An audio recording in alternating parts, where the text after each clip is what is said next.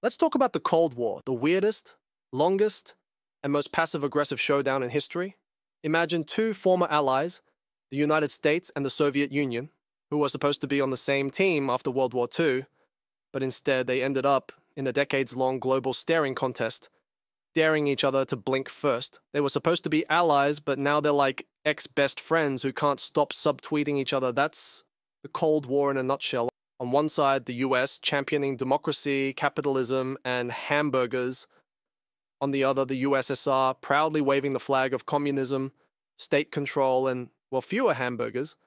But instead of just saying how they felt, they spent 45 years showing it in the most intense game of my missiles are bigger than your missiles the world had ever seen.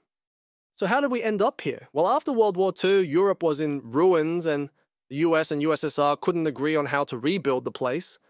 The Soviets wanted to spread communism across Eastern Europe like it was some new political TikTok trend. And they pretty much did, turning half of the continent into their ideological fan club. Meanwhile, the US was all not so fast and came up with the Marshall Plan to rebuild Western Europe and sprinkle in a healthy dose of capitalism while they were at it. Thus, the world got split into two giant camps, the West, led by the US and its NATO buddies, and the East, headed by the USSR and the Warsaw Pact. Now, when you think war, you probably imagine tanks rolling in, battles raging, and generals shouting orders. But this was a Cold War, meaning they didn't actually fight each other directly. Instead, it was like a really intense chess game, where both sides just kept making moves without ever tipping the board over.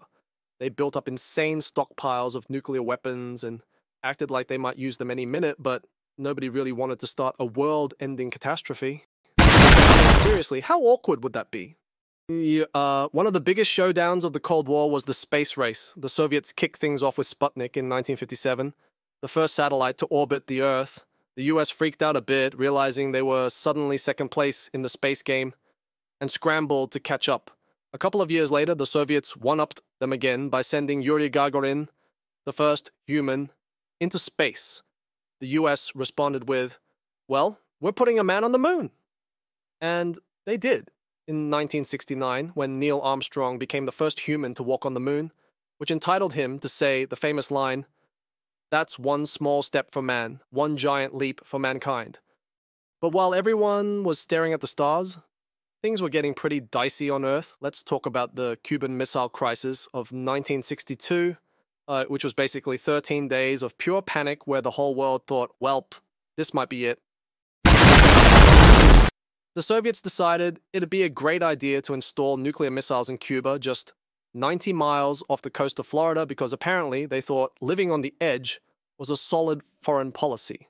President John F. Kennedy and Soviet Premier Nikita Khrushchev went into a high-stakes game of chicken, and for nearly 2 weeks, the world held its breath. Thankfully, the crisis was averted, but let's just say that was a little too close for comfort.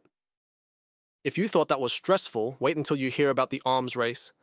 Both the US and USSR were stockpiling nuclear weapons like they were going out of style. At one point, they had enough firepower to blow up the world like multiple times over. It's like they both thought, hey, what if we build just one more nuke, just in case? Meanwhile, the rest of the world was looking on, nervously wondering if anyone was going to lose their cool and hit the big red button. Of course, the Cold War wasn't just about nuclear standoffs and space races. There were plenty of proxy wars where the US and USSR didn't fight each other directly but got involved in other countries' conflicts instead. Kind of like your two feuding relatives each picking a side in someone else's argument just to keep the drama going. Korea, Vietnam, Afghanistan. It was like the Cold War's greatest hits of not-so-cold battles. In these hotspots, the superpowers funded, armed, and trained opposing sides, all while pretending they weren't directly involved. But let's be honest, everyone knew what was going on. Vietnam was probably the most infamous of these proxy wars. The US jumped in to stop the spread of communism, while the Soviets and China backed the other side. It was messy, brutal, and dragged on for over a decade. In the end, the US pulled out, and Vietnam ended up united under communist rule anyway. Then there was the Berlin Wall, the literal dividing line between East and West, built by the Soviets in 1961.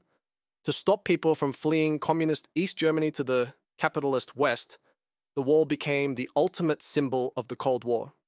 Almost 30 years, it stood there like a giant concrete middle finger, splitting families and keeping freedom just out of reach for millions. When the wall finally fell in 1989, it was like the Cold War's season finale. Everyone knew the show was coming to an end. Eventually, after decades of spy games, arms races, and staring contests, the Cold War started to thaw in the late 1980s.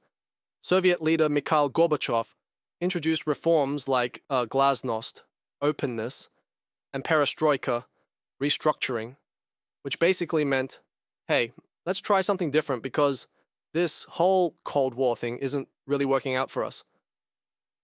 By 1991, the Soviet Union collapsed and the US declared victory in the Cold War.